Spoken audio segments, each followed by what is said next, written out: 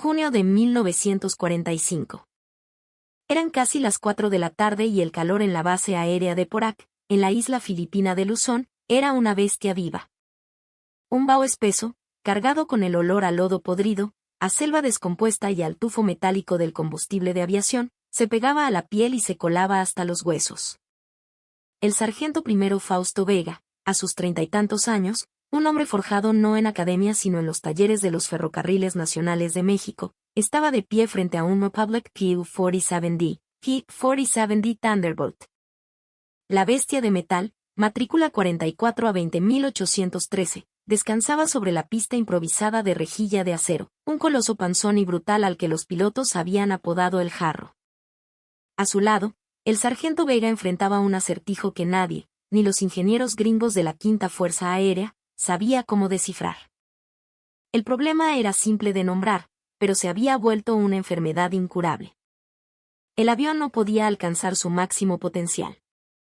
El P-47 de Thunderbolt, con su monstruoso motor radial Pratt & Whitney R2800 Double Wasp de 18 cilindros, fue diseñado para ser un demonio en picada, un martillo capaz de desatar sus 2.300 caballos de fuerza y superar los 690 km por hora sobre los 30.000 pies de altitud. Ese era el número que prometían los manuales, la cifra por la que el gobierno de México, en un acto de fe y alianza, había pagado. Pero el Jarro del capitán Radamés Gaxiola, uno de los mejores pilotos del Escuadrón 201, apenas lograba arañar los 650 km por hora en las mismas condiciones. Un déficit de 40 km por hora.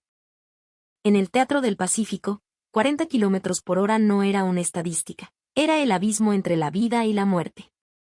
Era la diferencia entre alcanzar a un bombardero japonés antes de que soltara su carga sobre los muchachos en tierra, o verlo desaparecer en el horizonte azul. Era la diferencia entre trepar más rápido que un ágil Nakajima Ki-84 Frank o sentir sus cañones de 20 milímetros despedazando tu cola. Era la diferencia entre regresar a la base para cenar algo caliente o convertirse en una bola de fuego anónima sobre el mar de China Meridional. Y el capitán Gaxiola no era el único. De los 25 P-47 asignados a las Águilas Aztecas, casi todos presentaban el mismo mal. Los pilotos lo reportaban con frustración creciente, los comandantes lo documentaban con impotente precisión, y los mecánicos, la raza de tierra, lo investigaban hasta la extenuación. Y todos, absolutamente todos, llegaban a la misma conclusión descorazonadora: el problema no era el motor. El enorme Double Wasp rugía con la furia de un dios azteca. Las pruebas de compresión de los 18 cilindros eran impecables. La mezcla de combustible y aire, regulada por el complejo carburador, era la óptima para la atmósfera húmeda y densa de las Filipinas. El gigantesco turbosupercargador, alojado en las entrañas de la parte trasera del fuselaje, silbaba y entregaba la presión de admisión exacta que dictaban las especificaciones. El motor generaba cada uno de los 2.300 caballos de fuerza que debía. La potencia estaba ahí, furiosa y palpable. La velocidad, simplemente, no aparecía. Fausto Vega, al que los más jóvenes llamaban el maestro con una mezcla de respeto y cariño, no era un ingeniero aeronáutico. No tenía un título universitario colgado en la pared de su barraca. Lo que sí tenía eran casi 15 años de experiencia domando el acero en los talleres de Aguascalientes, sintiendo el metal bajo el calor de la forja, entendiendo de forma casi mística cómo las fuerzas mecánicas se retuercen y fluyen a través de estructuras bajo una tensión brutal. El oficial de enlace estadounidense, un mayor de apellido Roberts, un hombre de manuales y procedimientos, le había sugerido que el problema debía ser la resistencia aerodinámica. Una teoría lógica, de libro de texto. Quizá las superficies de control no estaban perfectamente alineadas. Quizá había abolladuras microscópicas en el fuselaje, ese fuselaje famoso por su brutal resistencia, creando turbulencias invisibles. Quizá las tomas de aire para el intercooler del turbo no estaban del todo despejadas. El maestro Vega, con la paciencia de un artesano, exploró cada una de esas posibilidades. Inspeccionó el fuselaje del Jarro centímetro a centímetro, no con un medidor de profundidad, sino con la yema de sus dedos callosos, buscando la más mínima imperfección que pudiera perturbar el flujo del aire. Verificó la alineación de alerones, timón y elevadores con un nivel de precisión que él mismo había fabricado. desmontó y revisó cada conducto del sistema de inducción. Encontró algunas imperfecciones menores, producto del uso y desgaste del combate, las corrigió con el esmero de un relojero y ordenó una nueva prueba. El capitán Acciola regresó con el mismo veredicto. Se siente un poco más suave, maestro, pero el resultado es el mismo. 655 kilómetros por hora. Ganamos 5, nos faltan 35. Fue entonces cuando Vega comenzó a mirar donde nadie más miraba. No al motor, no al fuselaje, sino al disco giratorio que lo unía todo, la hélice. El P-47D usaba una hélice Curtiss Electric de 4 palas, un monstruo de casi 4 metros de diámetro. Cada pala, una escultura de aleación de duraluminio forjado, era ancha como el remo de una trainera, diseñada para morder enormes bocanadas de aire y convertir la potencia rotatoria del Double Wasp en un empuje lineal y brutal. Pero las hélices, Fausto lo sabía, no eran simples ventiladores. Eran alas rotatorias. Y como cualquier ala, su eficiencia dependía de manera crítica del ángulo de ataque, el ángulo con que la pala corta el aire.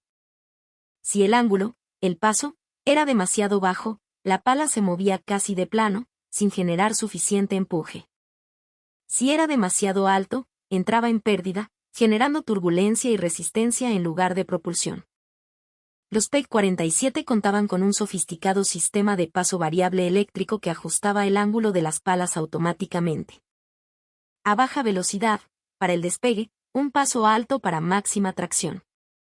A alta velocidad, en crucero, un paso más fino para minimizar la resistencia. El sistema era una maravilla de la ingeniería, preciso, y funcionaba exactamente como los manuales decían que debía funcionar. Pero Vega, en una de esas noches de insomnio pegajoso, notó algo que los ingenieros de Wright Field, en sus oficinas con aire acondicionado en Ohio, parecían haber pasado por alto. Las especificaciones de Curtiss Electric fueron calculadas para un P-47 volando a su velocidad máxima de 690 km por hora con el motor girando a 2.700 revoluciones por minuto. Esos eran los parámetros de diseño, la teoría perfecta. Pero, ¿y si el avión era capaz de ir más rápido? ¿Qué pasaría si el límite no estaba en el motor, como todos creían, sino en la mismísima hélice? Vega se sentó con un lápiz y un trozo de papel de embalaje. A 690 km por hora y 2.700 revoluciones por minuto, la punta de cada una de esas gigantescas palas se movía a una velocidad endiablada, cercana a los 1.050 km por hora. Pero los combates no se libraban al nivel del mar, donde el aire es denso. Se libraban a 30.000 pies, donde el aire es fino, frío, y la velocidad del sonido es considerablemente menor, alrededor de 1.080 km por hora. A esa altitud, las puntas de las palas ya estaban rozando la barrera del sonido.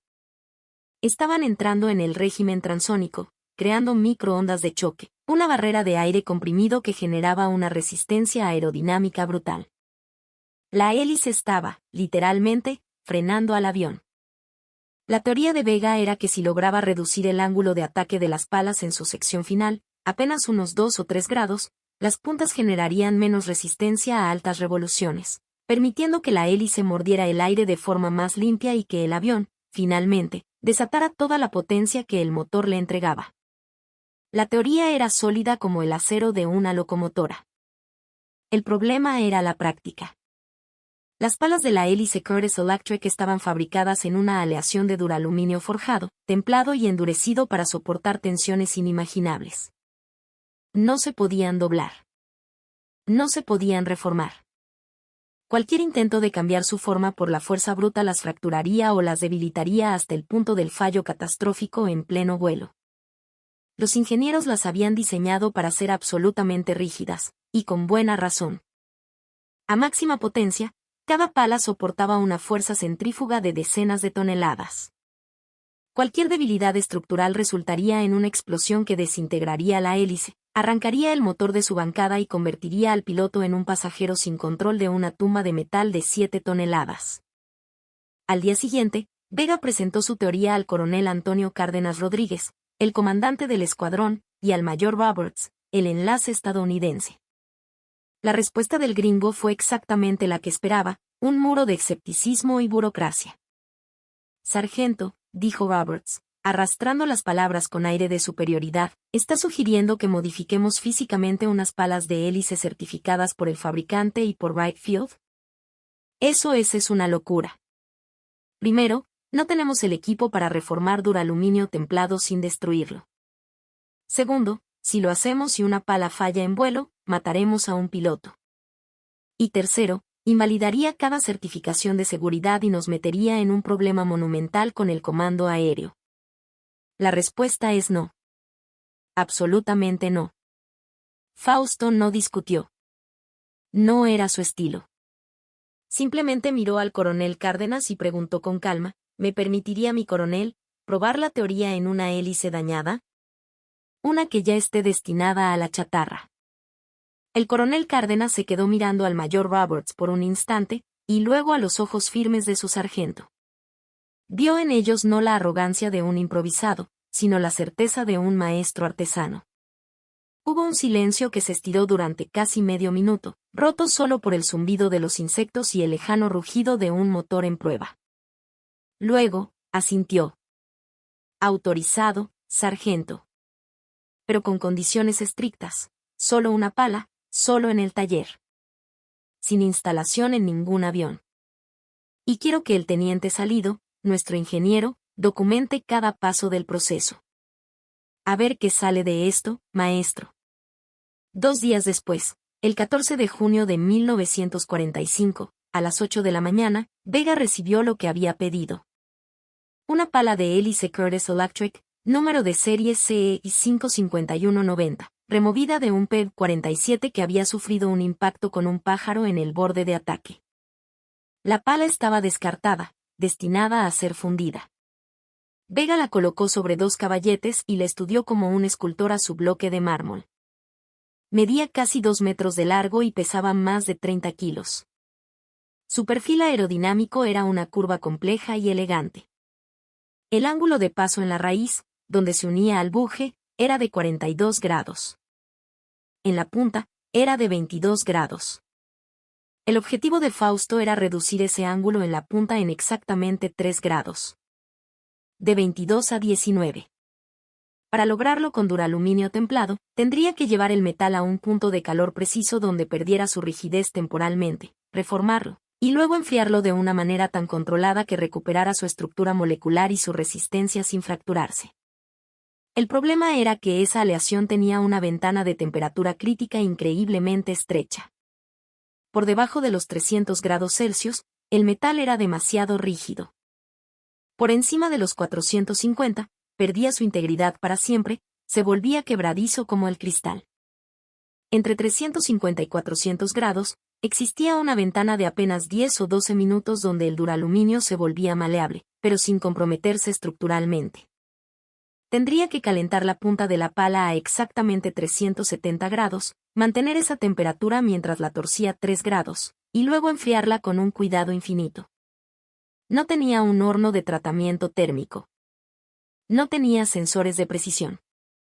Lo que sí tenía era un soplete de acetileno, un pirómetro infrarrojo que le pidió prestado al taller de motores, y la memoria de sus manos, la experiencia de haber calentado ejes de locomotoras hasta el punto exacto, guiándose por el color del metal al rojo vivo, un conocimiento que no estaba en ningún manual. Construyó una plantilla de acero para sujetar la pala firmemente. Marcó con tiza el área a reformar, el último metro de la pala. Y entonces, comenzó el ritual del fuego. La llama del soplete de acetileno ruge a más de 3000 grados, así que no la apuntó directamente. La usó como un pincel, barriendo la superficie de la pala en patrones circulares lentos, constantes, calentando el metal de forma gradual y uniforme. El aire del taller se volvió denso y pesado.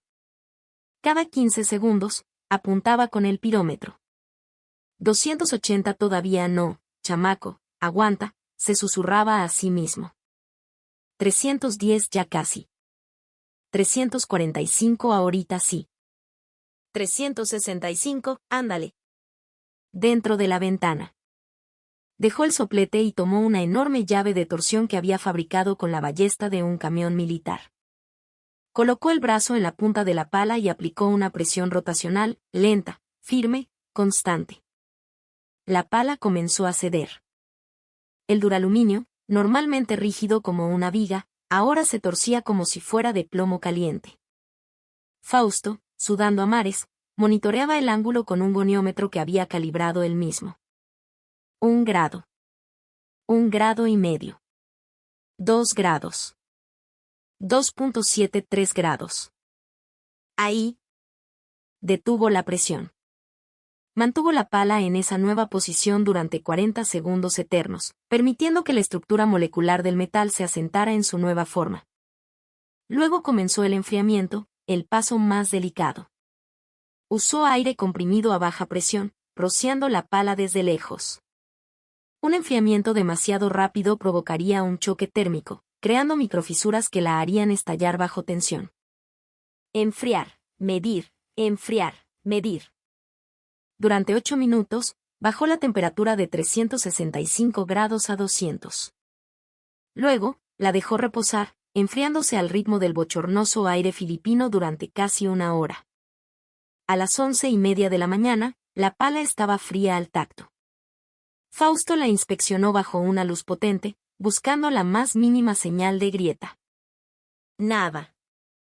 Usó una prueba de penetración de tinte, un truco que había aprendido en los ferrocarriles, aplicando un líquido coloreado y luego limpiándolo.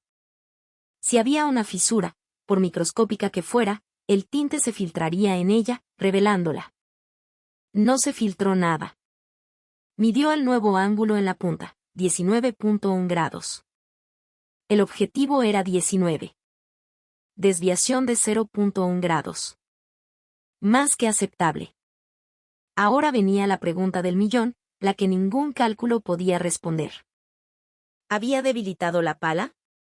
El coronel Cárdenas, impresionado pero cauto, y con el mayor Roberts observando con los brazos cruzados, ordenó una prueba de resistencia. Montaron la pala en un banco de pruebas giratorio, un armatoste que simulaba las fuerzas centrífugas del vuelo. Aceleraron la pala hasta el equivalente de 3.200 revoluciones por minuto, 500 por encima del máximo operacional del motor. La pala giró, un borrón gris silbando en el aire caliente. Resistió. Sin deformación, sin vibración anormal, sin el más mínimo indicio de fallo. Fausto Vega, el mecánico de ferrocarriles, había reformado la pala sin comprometer un ápice de su integridad estructural. El mayor Roberts no dijo nada, pero su expresión de suficiencia se había transformado en una de perplejidad. El coronel Cárdenas sonrió. Maestro, dijo, prepare las otras 3. Vamos a probar esto en el aire. El 17 de junio, Vega y su pequeño equipo aplicaron el mismo proceso a las otras 3 palas de una hélice completa. Calentar a 370 grados.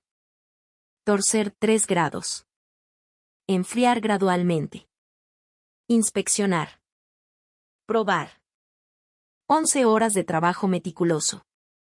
Al final, las 4 palas tenían un ángulo de paso reducido en la punta, de 22 a 19 grados, con una tolerancia mínima entre ellas.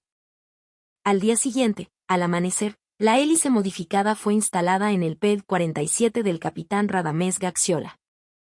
Al piloto no se le dijo la naturaleza exacta de la modificación. Simplemente se le informó que se le había instalado una hélice nueva, recién calibrada, para una prueba. El plan era simple: volar a 30.000 pies, estabilizar en crucero, y luego acelerar a potencia de combate máxima para medir la velocidad. A las 9:22 de la mañana, Gaxiola despegó de Porac, el jarro trepando pesadamente hacia el cielo despejado. Abajo, la selva de Luzón era una alfombra verde infinita. A las 9:51, Gaxiola estabilizó el avión a velocidad de crucero y reportó por radio: Torre, aquí Águila 1. Iniciando carrera de potencia máxima. Llevó el motor a 2.700 revoluciones por minuto, empujó el acelerador a fondo, a potencia de emergencia de guerra. El Pratt & Whitney RI-2800 respondió con un bramido que hizo vibrar cada remache del fuselaje, desatando sus 2.300 caballos de fuerza. El PEG-47 aceleró.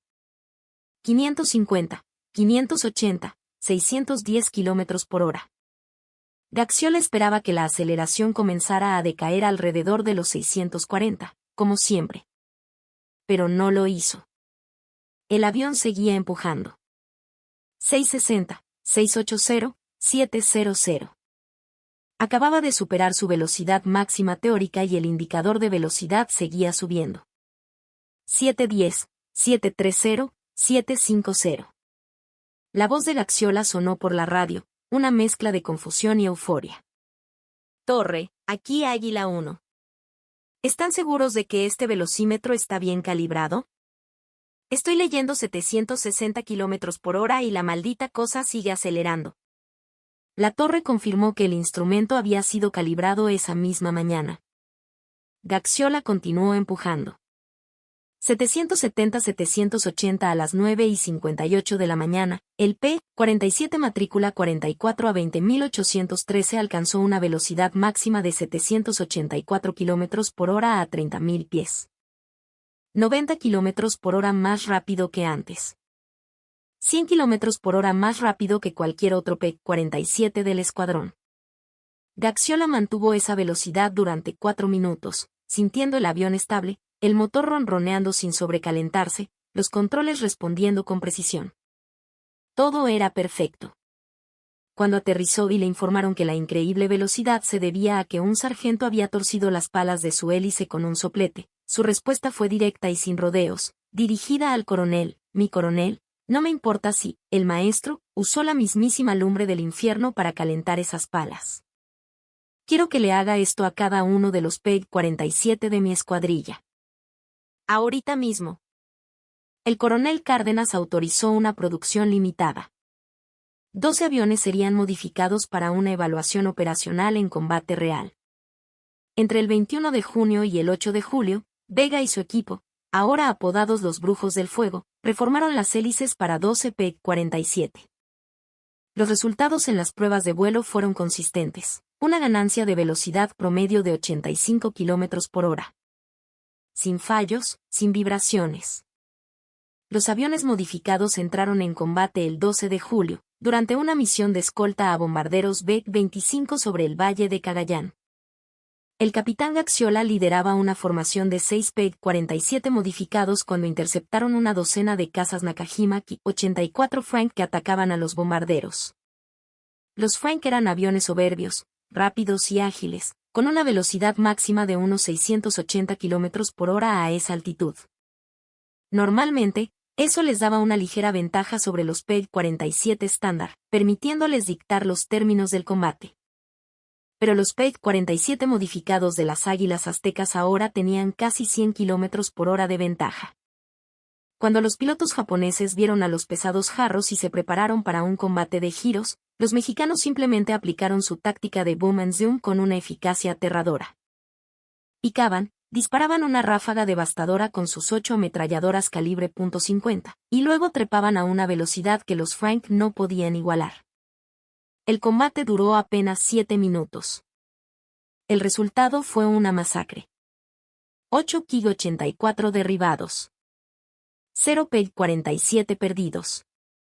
El reporte de combate de Gaxiola fue contundente: no podían escapar de nuestras picadas, no podían seguirnos en la trepada.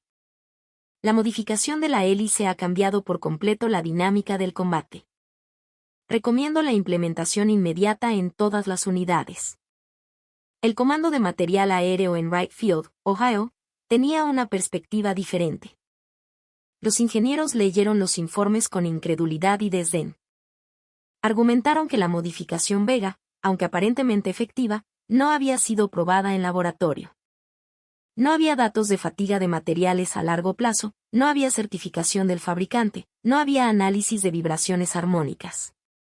Su recomendación oficial, emitida el 3 de agosto de 1945, fue rechazar la adopción de la modificación hasta que Curtiss Electric pudiera realizar estudios completos. Tiempo estimado, de 18 a 24 meses. El coronel Antonio Cárdenas Rodríguez leyó la recomendación de los gringos y respondió con un memorándum que se volvió una leyenda silenciosa dentro del escuadrón. Wright Field puede tomarse sus 24 meses para certificar en un papel lo que mis pilotos ya han probado en combate con sangre enemiga. Mientras tanto, mis águilas aztecas seguirán cazando japoneses con hélices forjadas por el ingenio mexicano. Si Wright Field tiene alguna objeción, pueden presentársela personalmente a las tripulaciones de los bombarderos que nuestros PEG-47 modificados trajeron de vuelta a casa. Entre agosto de 1945 y el final de la guerra, el resto de los PEG-47 del Escuadrón 201 fueron modificados usando el método de El Maestro Vega. No porque fuera política oficial, sino porque funcionaba. Curtis Electric finalmente certificó una versión oficial de la modificación a finales de 1946, más de un año después de terminada la guerra, después de gastar una fortuna en investigación para validar científicamente lo que un sargento mexicano había descubierto con un soplete y el conocimiento de sus manos. Fausto Vega nunca recibió un reconocimiento oficial. No le dieron una medalla por innovación técnica. Su nombre no aparece en ningún manual. Pero entre los pilotos y la raza del Escuadrón 201, el maestro se convirtió en una leyenda. Porque mientras los ingenieros calculaban y los burócratas discutían, Fausto Vega les estaba dando a los pilotos mexicanos 90 kilómetros por hora de ventaja letal. Y en el cielo, 90 kilómetros por hora es la diferencia entre ser el cazador o la presa. Después de la guerra, Fausto regresó a Aguascalientes. Volvió a trabajar como supervisor en los talleres de los ferrocarriles nacionales durante 30 años más. Se jubiló, y murió en paz en 1994. Su obituario apenas mencionaba su servicio en la Segunda Guerra Mundial. Pero el legado de su innovación perduró. En 1947, la Fuerza Aérea estadounidense estableció un programa de modificación rápida de campo, citando explícitamente el caso de las hélices del 78 Fighter Group y del Escuadrón 201 como un ejemplo de innovación valiosa, retrasada por procedimientos burocráticos. A veces, las más grandes innovaciones no vienen de ingenieros con doctorados en oficinas lejanas. Vienen de un sargento primero, un maestro con las manos callosas y un soplete, que se niega a aceptar un no se puede. Esa fue la lección que Fausto Vega enseñó en una base lodosa en las Filipinas. Una lección que los burócratas tardaron años en reconocer, pero que los pilotos que volaron a casi 800 kilómetros por hora